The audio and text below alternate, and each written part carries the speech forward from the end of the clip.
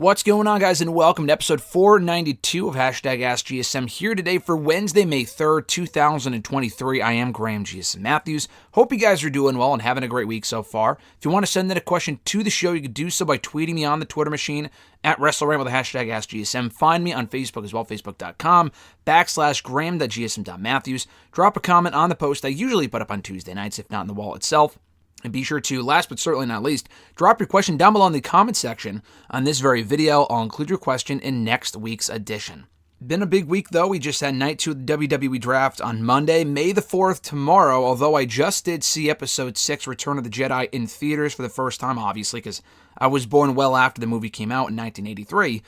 Saw it for the first time in theaters last night with my family. Great time, and Alexis as well. An amazing experience, so I saw that yesterday. May the 4th is tomorrow. They were playing it tomorrow, but not as many show times, and yesterday rather, worked out better for my schedule, so that was really cool.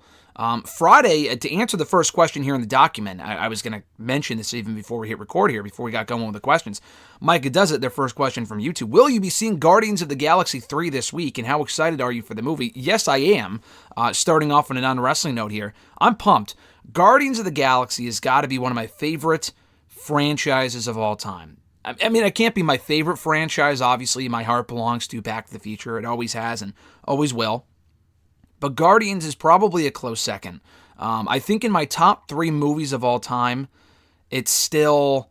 it's adjusted a bit over the years. Forever it was always Back to the Future, number 1. And I kind of encompass all 3 movies at the number 1 slot, if not just Back to the Future 2.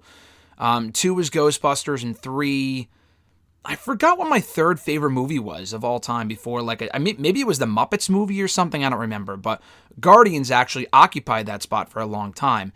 Guardians 2 I loved. I thought it might have been my new third favorite movie, and I've kind of gone back and forth on it. I just rewatched the first one last night, or 90% of it. I'm going to finish it later today with Alexis. Then we'll watch 2. We're seeing 3 on Friday with a friend. In the same theater, actually, that we saw 1 and 2. And it's not 10 minutes down the road from where we live. It's actually closer to where I went to college. So we're going back up there on Friday, seeing the movie with a friend, and with whom I saw the first 2 movies with as well. Specifically, actually, 6 years removed does this third one come out on the anniversary of the second one. The second one came out literally same day of the week, same date, May 5th, 2017. We're going to be seeing this one as well on May 5th, 2023. Same theater, same place, so we're looking forward to kind of recreating that. I'm looking forward to the movie. I heard nothing but great things from the early showings of it last week from people within that industry or whatever. So from people I follow, I heard nothing but great things. I was already excited for it anyway. I love the first 2, and I'm pumped. I'm super pumped. So to kind of cap off what I was saying earlier, it wasn't your question, but Back to the Future is my favorite movie of all time, if not just Back to the Future 2. Ghostbusters was always my number 2, but then Endgame. Infinity War was 3. It replaced Guardians at 3, and then Endgame was better than both of those movies. So Endgame is my second favorite movie of all time. Ghostbusters is probably 3. Guardians is still up there. Case in point, long story short, Guardians, one of my favorite movies of all time. This third one is going to be awesome. I'm looking forward to the weekend. Then we have Backlash on Saturday. So we got May 4th tomorrow, Guardians Friday, Cinco de Mayo as well, obviously. And then on Saturday, it is Backlash Saturday. So we got a very stacked weekend ahead, and I'm excited. Second question from Micah. Do you see Io Sky beating Bianca Belair for the Raw Women's Championship since they both got drafted to SmackDown, and it's easier to move Io back to Raw than it is for Bianca? That's not a bad idea. So as of now, as we're speaking this moment, coming off of night 2 of the WWE Draft, Bianca went to SmackDown on Friday. Rhea went to Raw on Monday. Rhea is still the SmackDown Women's Champion. Bianca is still the Raw Women's Champion. They did not address what the title swap, if there was going to be a title swap. They didn't really talk about that much at all. So I'm kind of interested to see what they do going forward. I'm sure we are in for a title swap. I could see them announcing it for SmackDown late in the day on Friday, so there's not enough time for people to really complain about it. And rightfully so, because like I talked about here on the show before, it's fucking dumb when they do that sort of stuff. I don't really think it was necessary, honestly, to move Bianca and Rhea to separate shows. But, you would have had to affect a lot of different picks because they are the centerpieces of those respective divisions.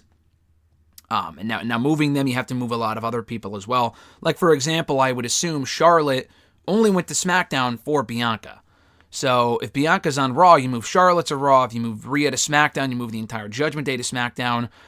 Are they on the same show as the LWO? You know what I mean? So that's probably why they did it. I'm still not a fan of it. And honestly, in that case, Asuka's on SmackDown. I mean, I guess Asuka went to SmackDown too. Never mind. I was going to say if Bianca and Asuka were on separate shows, you could have just moved the championship with Asuka if she remained on Raw, but she went to SmackDown as well. So I guess that wouldn't have really been the solution to the problem.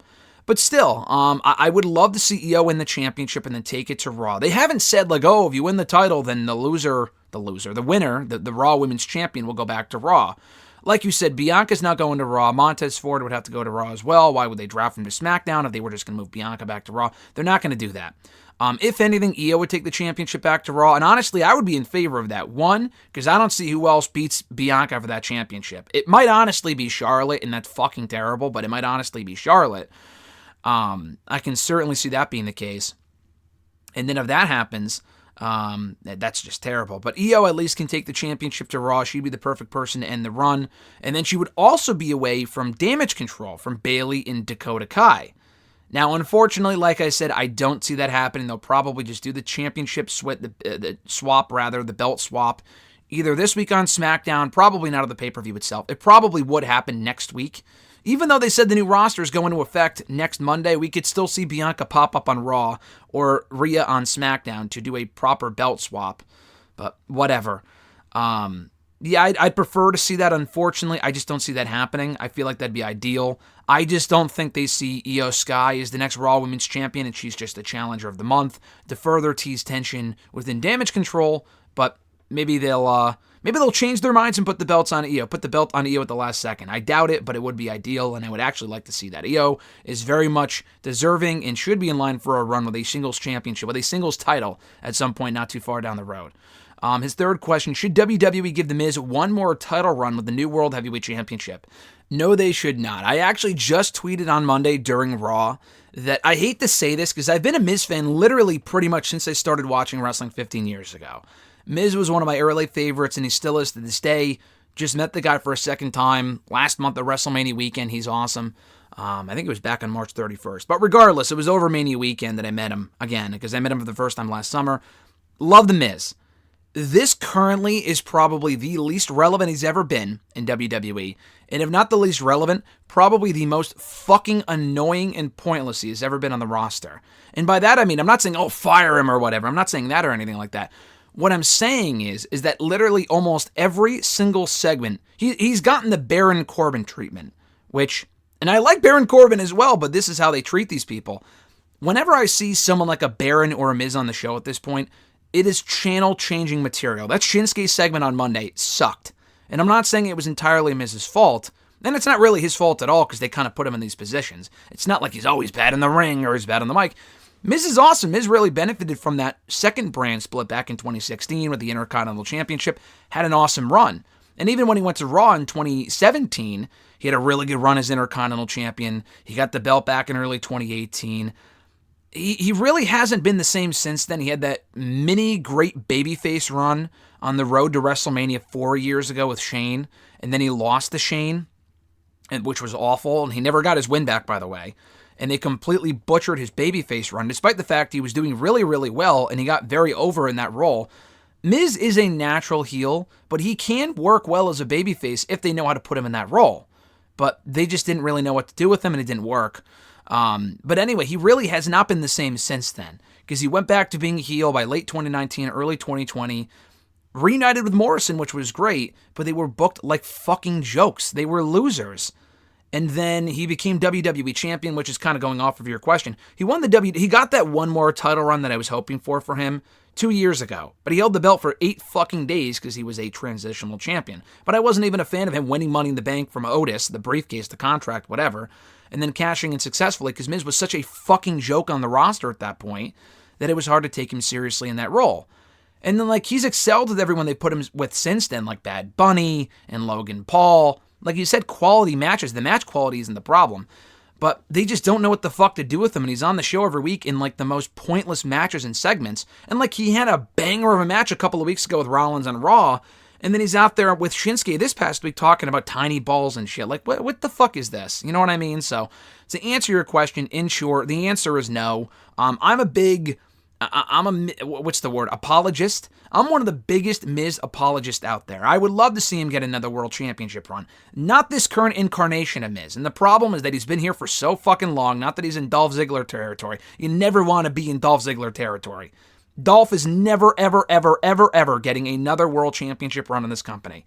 To even position him as a contender at this point would be fucking comical, considering he just went undrafted in the draft, along with Baron Corbin and people that they see in that same light. Some more understandable than others, but my point being, Miz I cannot take seriously in that role. He's been doing bad comedy for a long time now. Anyone in wrestling can be rebuilt for the most part. Miz has a lot of equity, obviously. He'll never be like a main event loser. Like, he'll never be on main event consistently. Obviously, it's the fucking Miz. He'll always be around. He'll always have a job as he should. He's a very valuable asset in more ways than one, but I think that time has passed. That time would have been, honestly, in 2016, 2017, 2018, maybe 2019 if they booked him more properly. But ever since then, again, he won the WWE title for literal cup of coffee, maybe not literally, but in 2021, and it was 8 days long. That was it. That was his second big world championship win.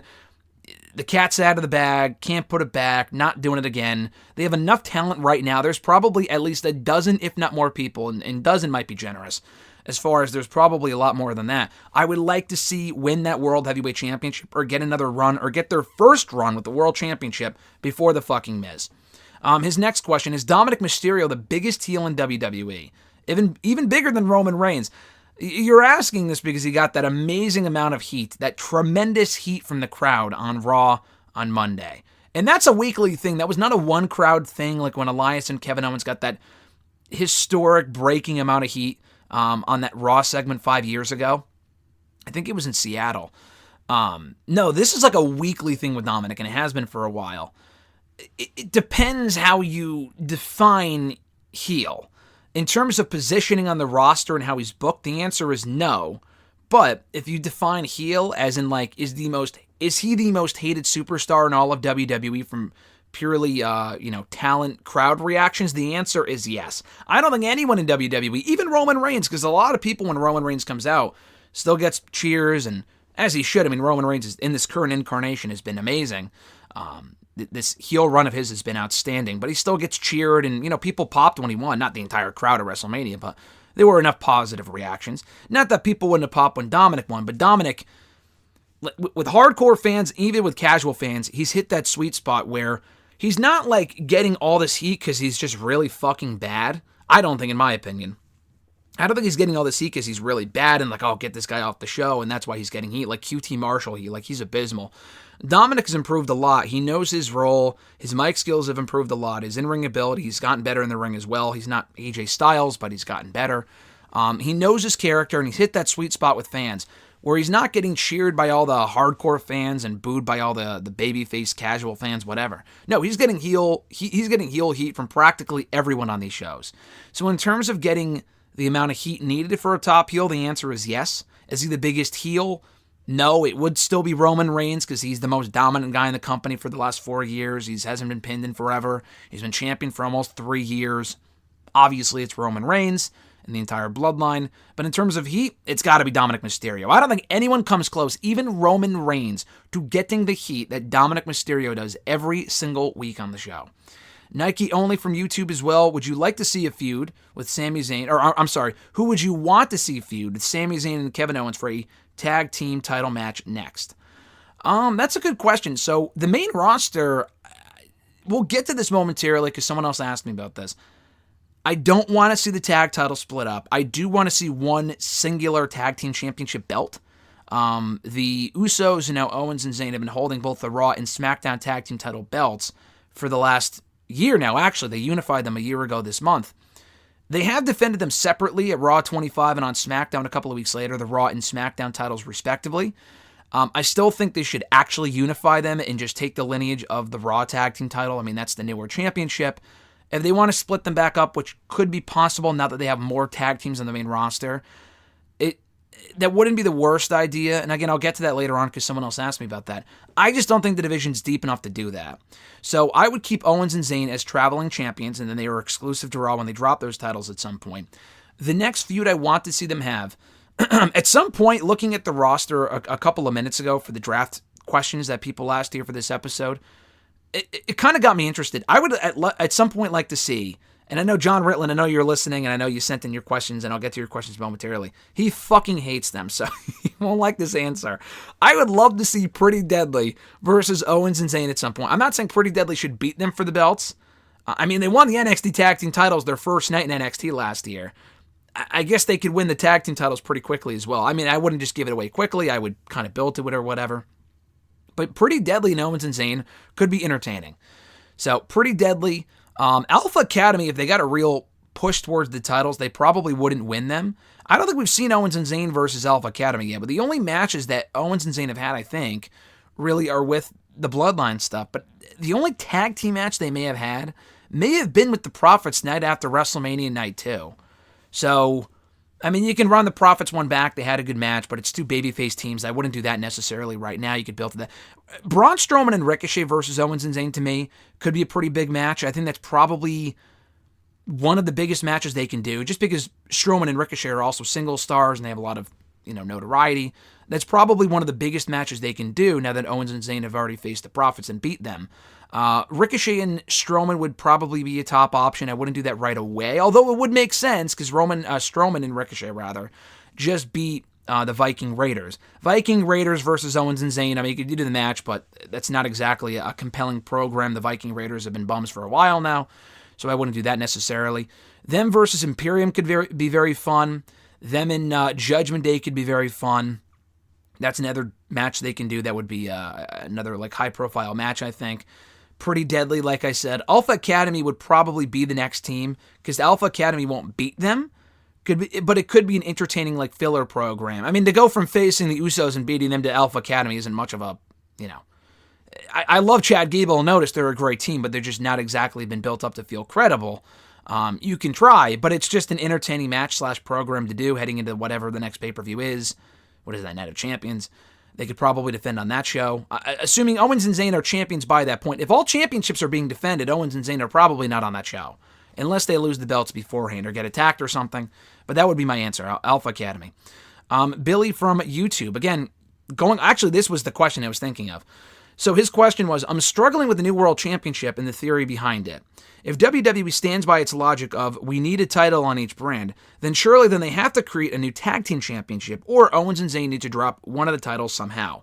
It seems odd unless they will be on both brands. What are your thoughts? They will be on both brands. I mean, that's been the case in the past where the Unified Tag Team Champions, I mean, to me, the most recent brand split, it's gone down the toilet many times, but they really stopped ignoring the brand split rules as soon as Triple H took over. As soon as Triple H took over, I noticed this guy doesn't give a fuck about the rules of the brand split. These aren't his rosters. They're ignoring them. But prior to that point, the few months before that, the Usos were tag team champions. They were appearing in both shows. So Owens and Zayn, I don't even know if they made that clear on Monday. Same thing with the women's tag team champions. I think the women's tag team champions can also obviously travel between the brands, and they're just not on Raw. That wouldn't make any sense. If the other brand doesn't have tag team titles, that would be silly. So I think having a traveling set of champions works. They have had, obviously, for a long time they did, Raw and SmackDown tag team titles on different shows. They just never really felt important because WWE doesn't prioritize tag team wrestling. Again, like I said earlier, we have more teams on the main roster now coming out of the draft. They didn't break up any teams. Not only did they not break up teams for the men, they also added teams from NXT. So Pretty Deadly, Indus Sher, I know they added some women's teams as well, but specifically those teams. And we still have all the other teams they already had on the main roster. So we have a lot of teams. Could you split up the belts, like I said? Yeah, I don't know if it's ideal. I feel like you can make those belts mean more if they have champions that travel between the brands. I would do that for the women as well. They already do that with the women. There's not nearly as many women's teams as there are men's teams, but still, I would have the men travel like the women, and I just feel like it would make more sense. Because if you have separate tag titles, which they've had in the past, sometimes those belts don't really mean anything. The Usos were great champions because they were prominently featured. But I'm thinking about Cesaro and Nakamura. Do people even remember when they were fucking SmackDown Tag Team Champions? Or I mean, aside from like the New Day and stuff like that, when have those tag titles ever really felt important?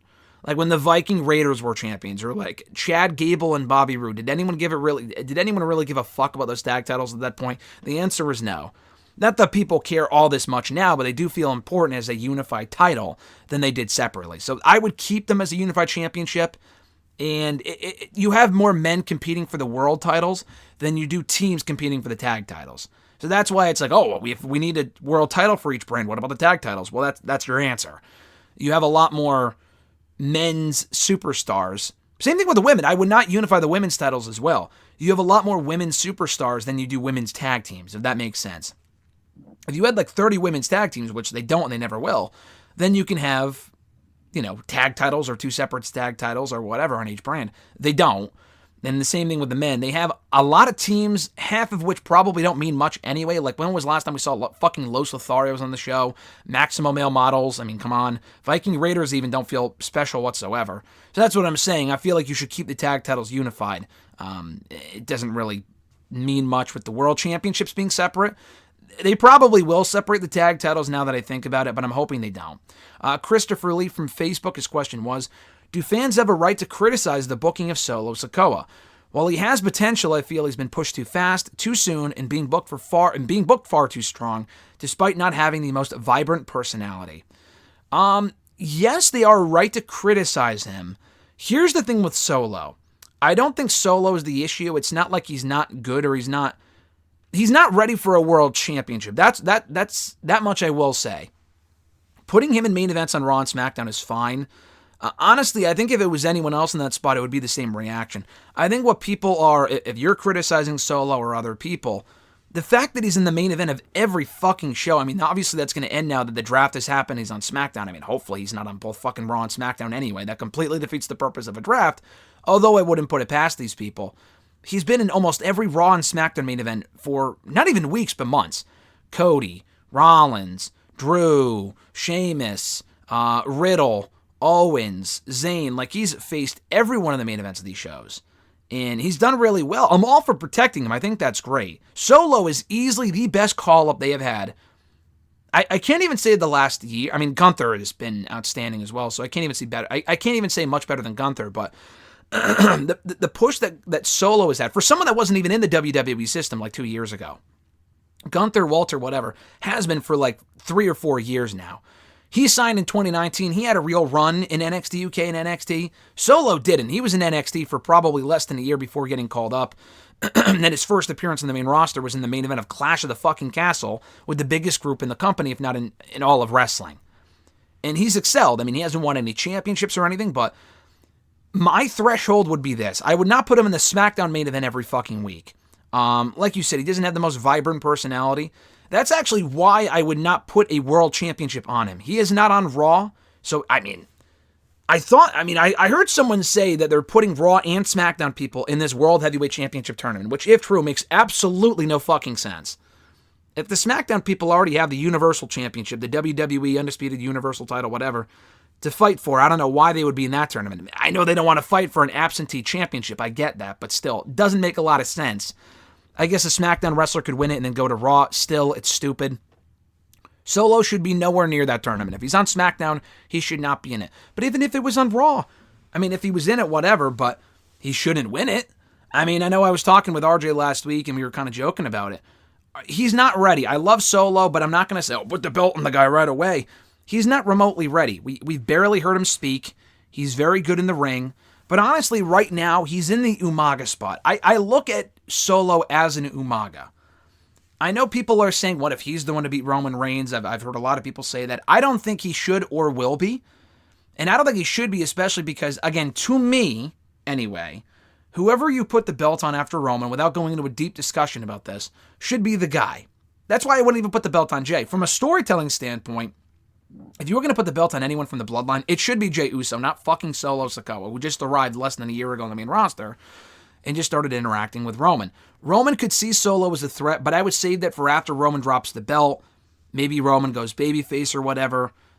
Solo, to me, it's not like Evolution with Batista. Because Batista kind of felt like you looked at the guy, you heard him speak, you saw him work, and it's like, okay, this guy feels like a world champion. Solo, to me, right now, personally, does not feel like a world champion. To me, he feels more like an Umaga, not just because he uses a Samoan spike, but to me, he feels more like a better booked Umaga, who was protected for a while before he finally lost to John Cena, than he does Batista from 2005. That's what Solo feels like to me. He feels like an upper mid-carder. I mean, he's obviously main eventing, but he doesn't feel like someone who can carry pay-per-view main events right now, unlike someone like, even Jay honestly has better mic skills and is probably better in the ring than Solo is and whatnot. He's more experienced. Solo, he is getting pushed very quickly. I wouldn't say too quickly. If they put a fucking world title on him, then the answer is yes. I'm fine with what they're doing with him to put heat on the guy. You gotta put heat on him, pal. But, you know, hopefully that's starting to wind down a little bit. I think the lack of creativity doesn't fall on Solo, but rather the company with the finishes. Like every match he's in, for the most part, the Usos either interfere and help him win, or they interfere and cause a DQ. It's fucking lazy. We've seen it every week for weeks now. Months even. It's fucking lazy. They got to move on from the Bloodline stuff, or at least go in a different direction with it, because I feel like it peaked at Mania. Now they don't know what the fuck to do, especially if Roman Reigns isn't going to be around to really follow up on the story. That's kind of a problem. Yeah, I don't think he's being pushed too quickly, to kind of sum it up here, and I think he has a bright future, but they really have to be careful. If they were to put him up against Roman and have him beat Roman, I think that would be the wrong call. Would people get behind him as a babyface? I mean, he has a lot of heat in the company right now, as far as like, not that the company doesn't like him, but as far as like, he gets a lot of heat when he comes out because he's booked so strong and people don't like that. I get that. That's good. That's what they should be doing. That's not babyface yet. Batista was like teasing tension with Triple H and was already getting cheered over Triple H. Solo was not getting cheered over Roman Reigns. So that's why I wouldn't go in that direction. And I feel like that would be the ultimate point of he's getting pushed way too quickly, too much too soon. Where he is right now, I think, is perfect. They've handled him very well. They just can't keep running the same finish into the ground. That's my problem with the current booking of Solo. If anything, that's merely a minor nitpick, though.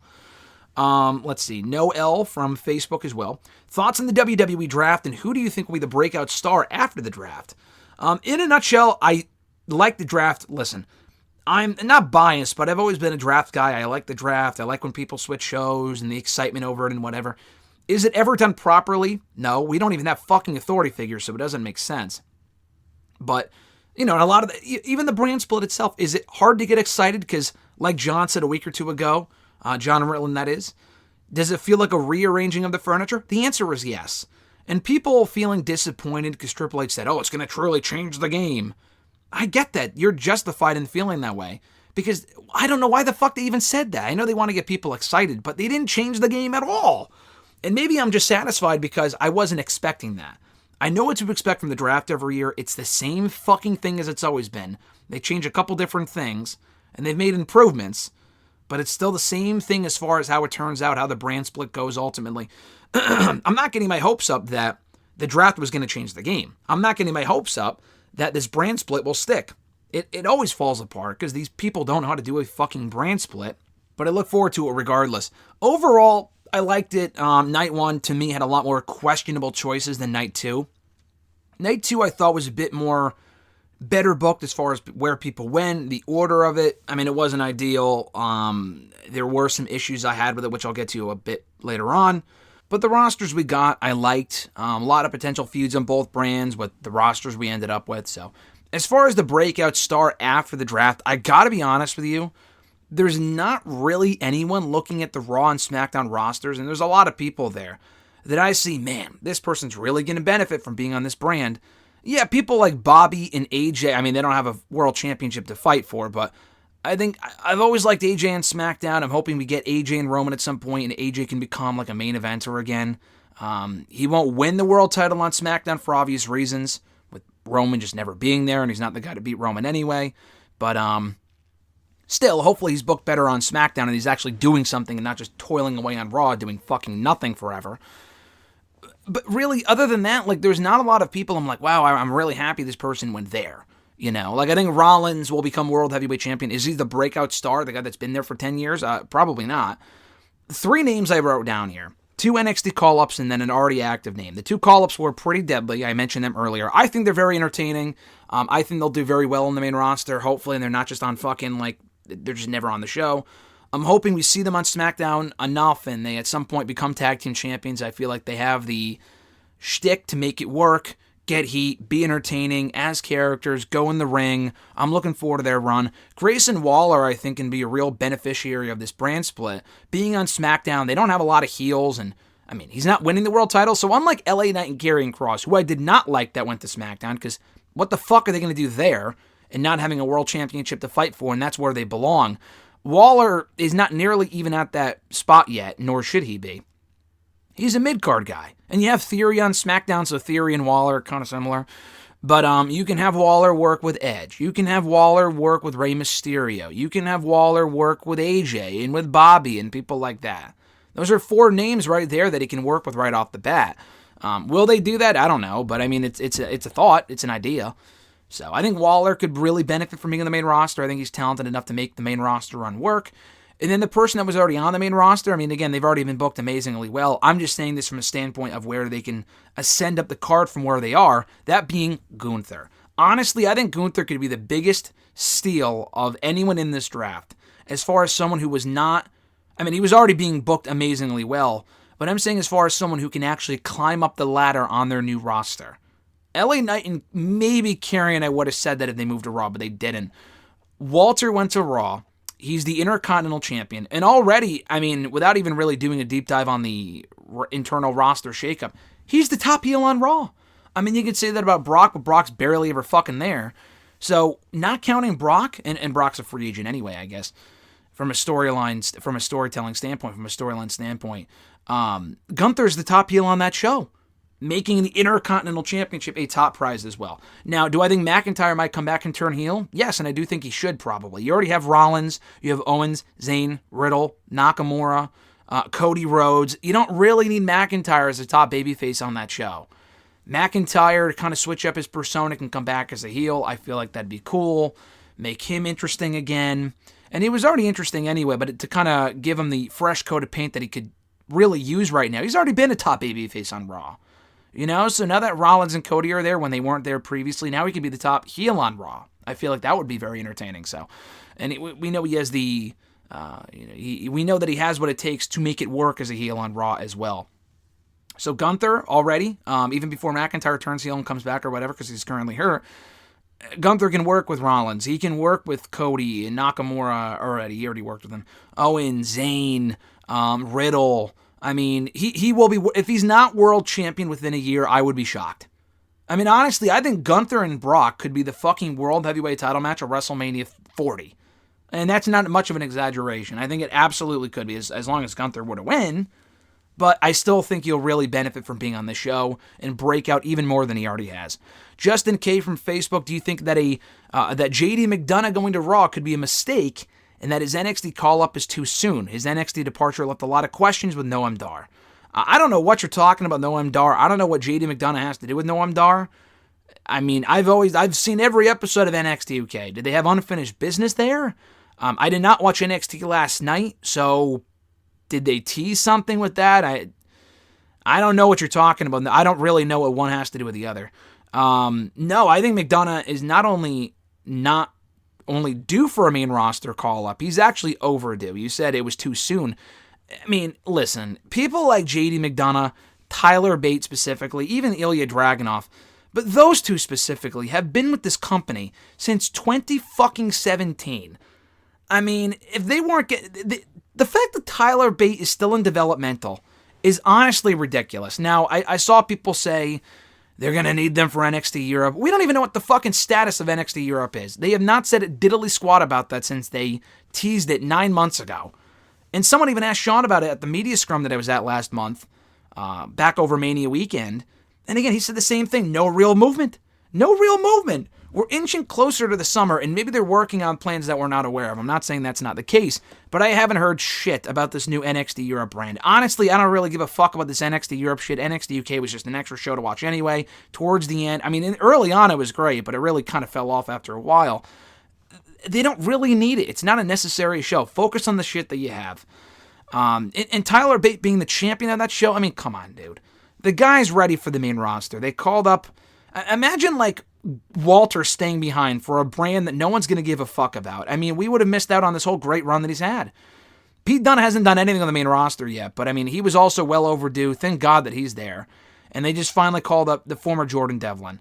Tyler Bate should be there soon. Dragunov should be on the main roster soon. He's well overdue. Like, imagine keeping Alba Fire and Rhea Ripley and people like that, and Tony Storm, who quit anyway, on the main roster. But imagine keeping them behind just to work with this NXT Europe brand. No, they should also move up and just bring in new people for this NXT Europe show. They don't need the same people they had before. Bring in the people they fired. I mean, honestly, just do that. Don't use Tyler Bate. The guy's way too good for shit like that, I think. But back to your JD McDonough point. He's been there since 2017. It was time for him to move on. Now, will he do well on the main roster? I'm skeptical, not because he's not good. I think JD McDonough's very good. I've always been a fan of his work. There's just so much talent on the Raw and SmackDown rosters. Will he end up on fucking main event, or will they actually do something with him? Will he get over? I don't know. They're calling up a lot of people at once. So while I am happy for him, I do question, like, do they know what to do with him? Like, what are they going to do with him, and will it be worthwhile? That's kind of my thing. So I am a little worried for his future, but it's not like, oh, he should have stayed behind in NXT. Yeah, in NXT itself, he spent only, less than a year. He came in last summer. There wasn't really anything for him to do in NXT. He got 2 NXT title shots, and he lost at Heatwave and at Worlds Collide. He feuded with Dragunov already. He went for the North American title at least 2 or 3 different times, lost every one of those opportunities. He went for the number 1 contendership for the NXT title at Deadline a couple months ago, lost that. I don't think he was even at Vengeance Day. He lost at Stand and Deliver. He failed to become number 1 contender to the NXT Championship. He's already lost to Carmelo Hayes. He lost to Braun Breaker. He lost to Ilya Dragunov. He lost to this guy, that. He's lost to everybody. So, I mean, it was time for him to move on. I'm glad he's moving on. I just don't know if he's going to be used properly in the main roster, if they're going to even know what the fuck to do with him. But I think it's better than staying put in NXT and just spinning his wheels for the rest of his career, or going to a brand that no one gives a shit about. On that same note, your second question, do you think instead of a Cruiserweight title, do you think that SmackDown or Raw should bring back the European or UK title and have UK talent compete exclusively for that belt? No. The Cruiserweight title did not work. Could it have worked? Yes. They just don't know how to book. They don't know how to book a Cruiserweight division. A UK division would be even worse because they have a lot less, UK talent. Even look, is it going to include women too? Like, they have a lot less UK talent than they do Cruiserweights. It would be a very limited division, and these people should not be, if they're talented enough to go for like a mid-card or a world title, they should not be limited to a lower-level UK title for no real reason. Like, imagine Gunther not being the Intercontinental Champion and holding some pointless championship. I know the European title has lineage, but still. That's like giving him this pointless championship just for the sake of doing so, instead of having him go on to bigger and better things like the mid-card or world title. It's not a bad idea, I just don't like it at all, because it shoehorns people into a division that people aren't going to give a shit about. You're not going to have... I mean, at that point, just start a different brand, which even then I'm not a fan of, but it's better than just doing a division. And also as well, what I was going to say, what was I forgetting? Oh, I mean, honestly, to me, the best time to do a European Championship would have been like when Rusev was the United States champion years ago. I was hoping that he would ditch the U.S. title. He was doing the whole foreign thing. He could have brought back the European title then. But they didn't. They just had him be U.S. champion. But that to me was like the closest they should have come to bringing that belt back. Otherwise, as a singular... I mean, it didn't even serve much of a purpose back in the late 90s, early 2000s. That's why it didn't last more than a couple of years. And it would serve no purpose nowadays. We honestly need we need less championships, not more. So a European UK title, unless they use it for the NXT Europe brand, bringing back the European title for that NXT Europe brand if they go through with it, which I'm still skeptical of, would be better than putting it on the main roster as a, not even a consolation prize, but like a novelty. Unless it's like exclusive to one wrestler, then maybe like the FTW title and AEW, which even then I'm not a big fan of. That would be better than having a whole division based around a championship, like I said, that people will probably not give a shit about. His third question here. With notable talent being moved up to Raw and SmackDown, what NXT talent would you like to see pushed? How about the great Joe Coffey? I know you're a big Joe Coffey guy. I mean, he doesn't interest me much, but with the rest of Gallus, they're already the NXT Tag Team Champions, so I'm sure they'll be fine. I wrote down a bunch of names here, actually. I mentioned Tyler Bate. Ilya Dragunov. I want to see more done with them. If they're going to be in NXT not being moved up, more should be, done with them. I mean, I think Dragunov is always on the show. Bate, not so much. He's been feuding with fucking Schism for a couple weeks, months now, so have him do something else, please. Nathan Frazier, I think, is great. His whole talk show thing, I don't know if that's the whole John Oliver parody shit. I don't know if that's exactly it. But he is very talented. I do think that he can hopefully get more of a push going forward. Dragon Lee just arrived. I want to see him get more TV time. We really haven't seen him nearly enough. I think he had a match last night, actually, against JD McDonough and JD McDonough's final match on the show. Dragon Lee, though, hopefully will get more of a spotlight now that people have been called up. And then I wrote down 3 women here. Cora Jade, she already kind of gets somewhat of a push. I mean, she's been a pretty prominent fixture in that women's division anytime she's been on the show in the last year. She was gone for a few months, but she's back now feuding with Lyra Valkyria. I mean, that gives her directions, and it makes sense. So hopefully more of a push for Jade. She's really good. Gigi Dolan, I'm a big fan of. I like JC. I think people, honestly, to me, kind of overrate JC. I think Dolan's better in the ring, on the mic, as a character. I think she kind of... And she's been also around longer, so that's why people say with JCJ, oh, she's such a star. I'm not saying that she can't be, but I think Gigi Dolan is more ready for that single spotlight than JC Jane is personally. But Dolan, hopefully we could see her back in the singles championship mix at some point. And Sol Veruca is also really, really, really good. Stratton is being pushed, so I mean, I would say Tiffany Stratton, but Ruka, she just got hurt, so she's going to be out for a little bit, if not a while, unfortunately. But when she does come back, I think she's going to kind of continue her current momentum and continue to do really well and get pushed, as she should, because she's very talented and has a very bright future ahead of her. At Reborn Again, John Ritland from the Twitter machine and on YouTube at Real Honesty. What the fuck am I saying?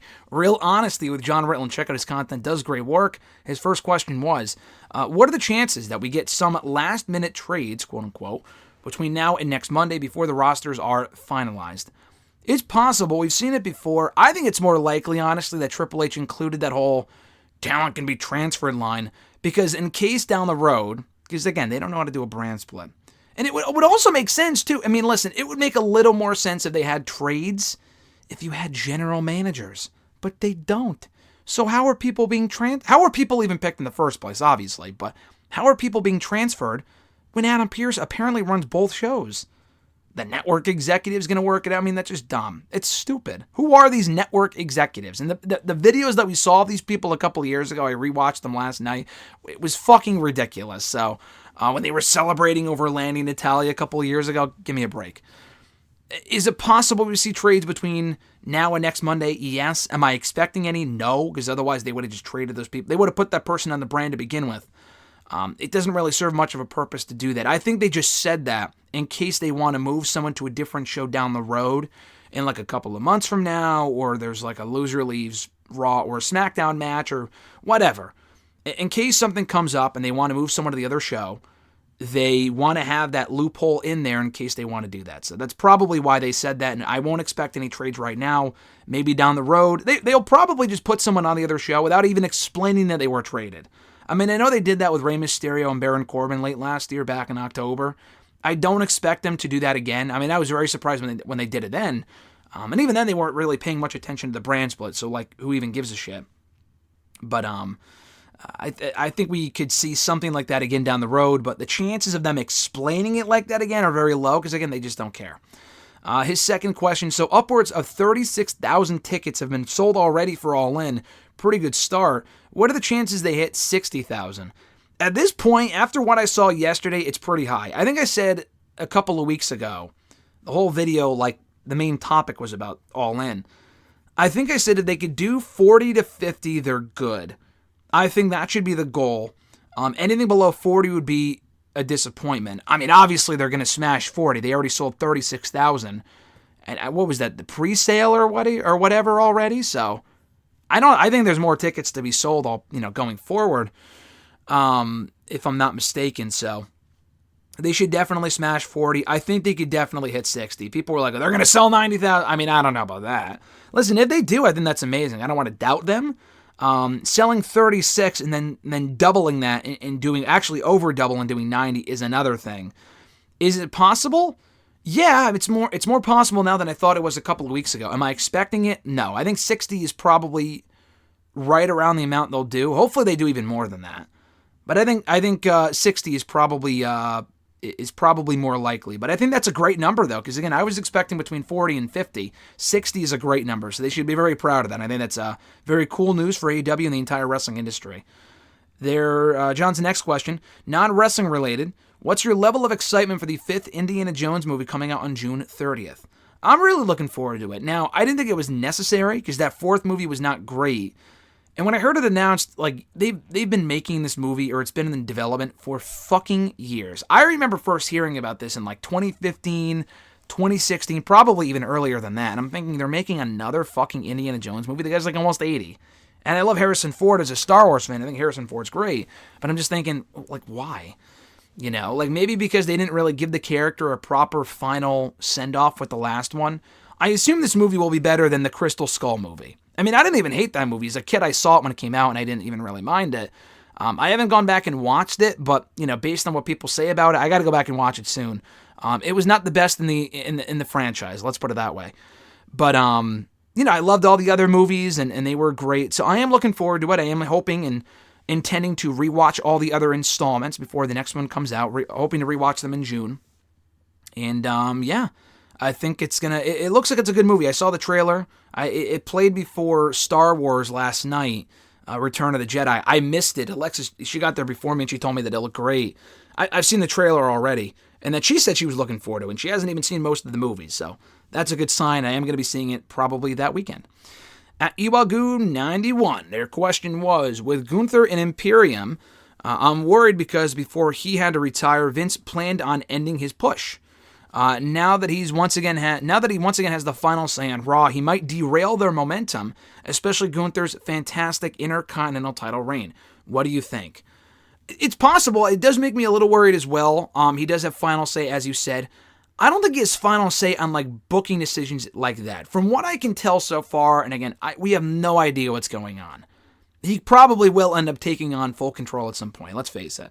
For now, though, it seems like Triple H books the shows, but then Vince, he isn't, like, changing creative direction, but, like, he'll change little small things. He might cut segments, but I think overall creative say goes to Triple H, and Vince just makes small changes. Big changes as well. I mean, I've heard major changes, but I'm saying, like, the actual creative direction. I don't think if for example, if Triple H wanted and was booking towards Rollins winning the World Heavyweight title, I don't think Vince can swoop in and say, or I don't know if this is the current dynamic of the creative team with him in charge and Vince being involved. Hey, I want the belt on Omos instead. I don't think we're going to see that. I don't think so. So that does give me some optimism. Not all the optimism, but some optimism that Gunther will be fine. He's also the top heel on that show. So, I mean, before he was under Roman, they had Karrion Kross. I mean, that was before Karrion Kross came back, but... And yeah, you're right. Gunther was... His reign would probably be over now if Vince was still in charge. He's very hot and cold. He probably would have given up on him by now, but he did book him very well to begin with before he retired, quote-unquote, last year.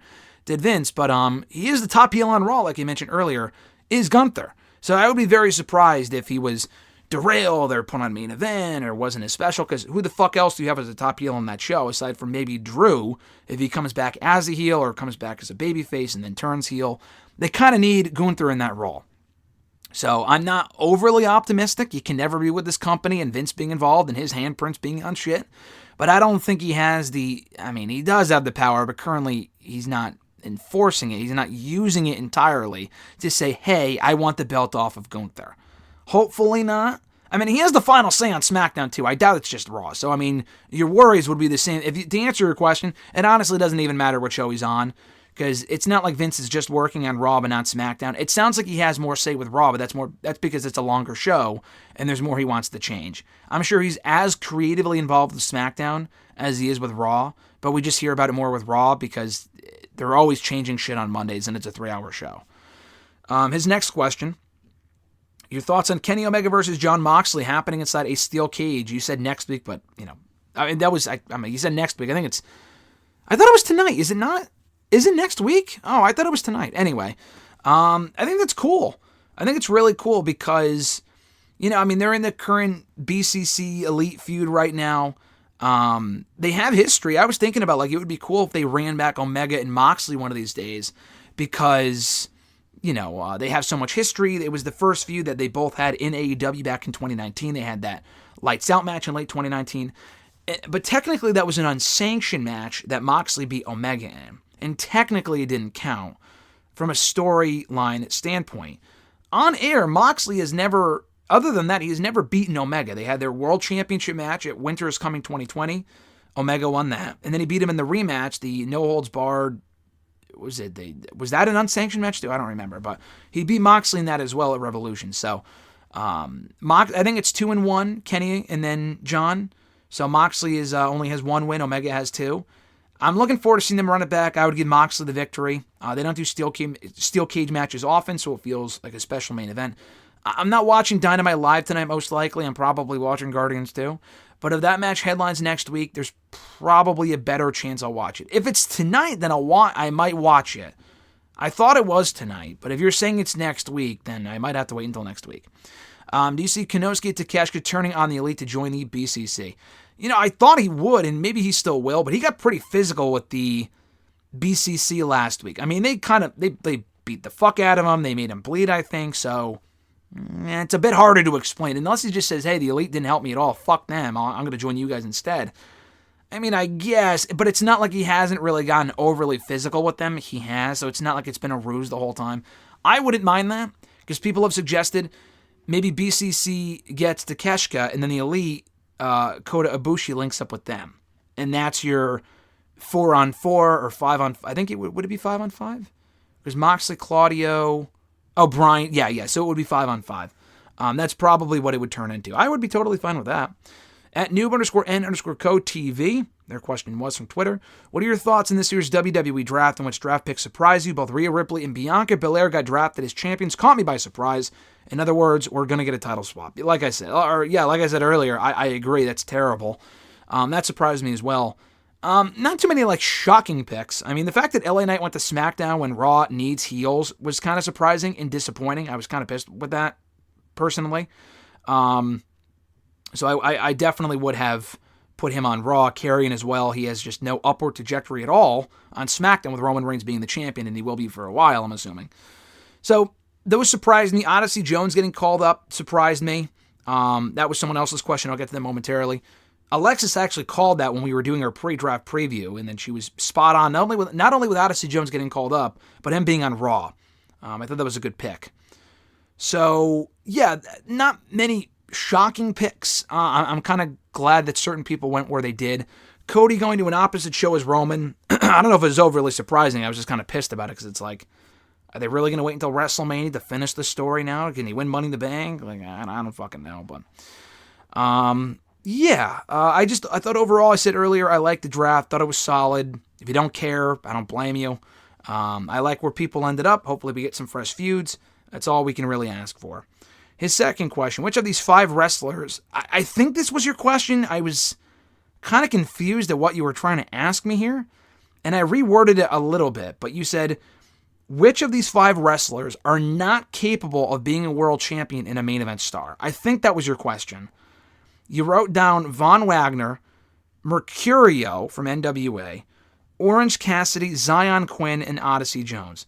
I could see maybe 2 of those people winning a world title. Zion Quinn is generic as fuck. He's not bad, but, I mean, that guy just... He's Caw number 5 from WWE 2K23, so no on him. Von Wagner's abysmal, so no on him. Mercurio, I'm not even really sure why you included him. That only leaves Orange Cassidy and Odyssey Jones. Odyssey Jones, I think with the right push, with the right seasoning and development, he can be a world champion. Orange Cassidy, honestly, I think is great. And I think this All-Atlantic Championship run that he's on has been awesome. He's probably one of the most over people in that company currently, to be perfectly honest with you. But with him, though, I don't see him having that same run as like a world champion. I don't see OC as world champion material, at least from a character standpoint. As TNT champion, maybe. World champion, is he capable? Yeah, in the ring he is, but as a character, I just don't think that's like a world... I don't think that's a person you put your world championship on personally. So he's a maybe. Odyssey Jones would be a yes. So Von Wagner, no. Mercurio, no. Zion Quinn, no. Orange Cassidy, possibly, probably not. And Odyssey Jones, yes. Only if he progresses properly. Last two questions. First one being from @KyleRochelle19. When watching Raw and SmackDown moving forward, will it feel like watching NXT Black and Gold? When it comes to the pay-per-views, will it feel like NXT takeovers? No. I mean, I know you're saying that because they've called up all the people from that era of NXT. We will never get that era of NXT back, either in NXT or on the main roster. We've had Triple H's boys and girls, so to speak, from his era of NXT on the main roster already for the last 9 months. And I think anyone thinking, it's going to be NXT on the main roster, first of all, the NXT formula from that period, as great as it was, does not work with a 3-hour show. NXT, under Triple H, primarily was a 1-hour show, and takeovers were like once every couple of months. That's just not the formula that the main roster follows, nor should they. You kind of can't. So anyway, my point being is that we've had Triple H in charge now of creative mostly since the summer. It has not felt like NXT on Raw or SmackDown. In some ways, yes. In some other ways, no. For better or for worse, for the last 8 or 9 months. If it hasn't felt like NXT circa Black and Gold brand yet, it never will. And it shouldn't and it won't be. They need to create their own identity with the Raw and SmackDowns under Triple H and hopefully the fuck away from Vince McMahon.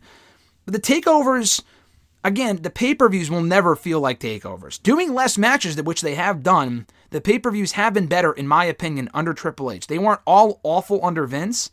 There's been some pretty good ones in recent years. I've actually really liked all the pay-per-views of the Triple H era for the most part. Very quickly, though, SummerSlam, I know it was a Vince card. Good show. Clash of the Castle might have been my favorite so far from the Triple H era. That was probably the closest to a takeover show we'll ever get.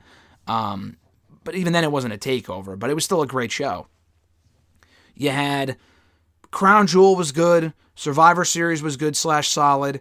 The Rumble was a good show. Chamber was an outstanding show. Mania, I thought, was an excellent 2-night Mania. Backlash we'll see on Saturday. But so we really haven't had a bad show under Triple H. There's been some decent ones, but not bad. And even again, under Vince, they weren't awful, but they're never going to be like NXT takeovers, just to put that out there right now. But there are some elements from that era that they could use on the main roster that they already have and could use more of, and that's what I'm looking forward to seeing going forward. Last question from Nick D. I don't know how to pronounce your last name. I think you've sent in a question before, and I probably have botched your name.